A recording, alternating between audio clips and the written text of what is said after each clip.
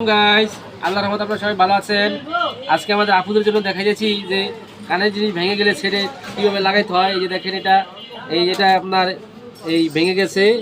এই যে এই যে এই যে এই যে কই জানি, এই যেটা ভেঙে গেছে, এটা না এটা ভেঙে গেছে। হ্যাঁ, এটা আপনার এই আমি এখন কীভাবে লাগাইতেছি আপনারা দেখুন। এই দেখুন,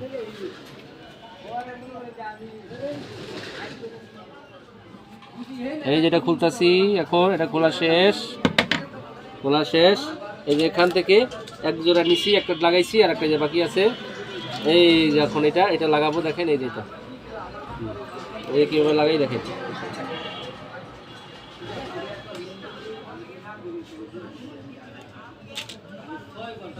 এই যেটা খুলে ফেললাম, এই যে এখন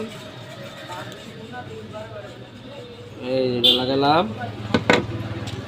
তারপর এই যে হাতে নিলাম।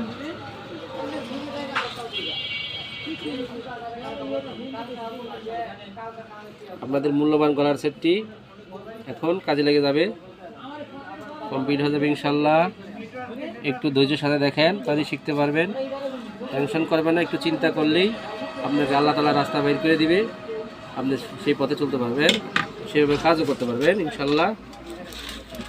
এই যে আপনার এই যে এখন একটা হয়ে গেল, এই যেটা হয়ে গেল দেখেন আল্লাহর রহমতে।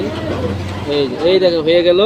এই যে ভাঙা দুইটা, এই যে ভাঙাটি, হ্যাঁ, এই যে ভাঙা একটা, আর এই দেখেন সেটটি কমপ্লিট হয়ে গেল ইনশাআল্লাহ। পুশ লাগানো নেই, পুশ লাগালে ওকে। এই দেখেন সব ওকে হয়ে গেছে।